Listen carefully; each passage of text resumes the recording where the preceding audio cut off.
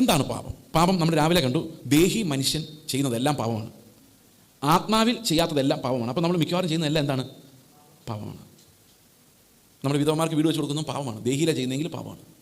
ദേഹിയില ചെയ്യുന്ന അതിൻ്റെ കണക്ക് നമ്മൾ വെച്ചിട്ടുണ്ടെങ്കിൽ പാപമാണ്.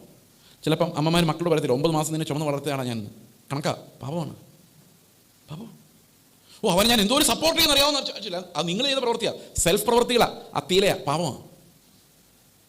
നിങ്ങൾക്ക് നിങ്ങളുടെ ജഡത്തിന് കണക്കുള്ള എല്ലാ പ്രവൃത്തികളും പാപമാണ്. അതാ പറഞ്ഞത്, ജഡത്തിൽ ചെയ്യുന്ന എല്ലാം പാപം. ജഡത്തിൽ ചെയ്യുന്നതിനെ കണക്കുള്ളൂ. ഓക്കെ, നമ്മൾ കണക്ക് പറയാനുള്ള എന്തെങ്കിലും, ആരോടെങ്കിലും കണക്ക് പറയാനുള്ള എന്തെങ്കിലും ചെയ്യുന്നുണ്ടെങ്കിൽ അതെല്ലാം ജഡത്തിൻ്റെ പ്രവൃത്തികളാണ്. നല്ലതായിട്ട് തോന്നുന്നതാണ്, നല്ലതല്ല. അപ്പോൾ പാപം എന്ന് പറയുന്നത് നമ്മൾ രക്ഷിക്കപ്പെടുന്ന സമയത്ത് ആദ്യം ഫീൽ ചെയ്യുന്നത് പ്രവൃത്തികളുടെ തലത്തിലാണ്, അല്ലേ? നമ്മൾ പാപത്തെക്കുറിച്ച് ഒരു വീട്ടിലോട്ട് വരുമ്പോൾ ആദ്യം പ്രസംഗിക്കുന്നത് എന്താ?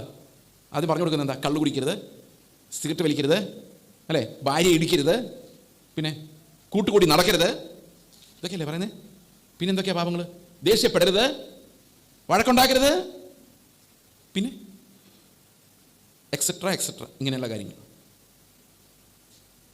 ഇതാണ് നമ്മൾ ആദ്യം മനസ്സിലാക്കുന്നത്. അപ്പോൾ നമ്മൾ വളരെ കഷ്ടപ്പെടുക ഇതിനകത്ത് രക്ഷപ്പെടാൻ വേണ്ടി. കൊലപാതകം, വ്യഭിചാരം, മോഷണം, കള്ളം പറച്ചിൽ, ഇങ്ങനെയുള്ള അനേകം നികൃഷ്ട പാപങ്ങൾ. അതാണ് രക്ഷിക്കപ്പെടുമ്പോൾ ആദ്യം നമുക്ക് പാപബോധം ഉണ്ടാകുന്ന തലം.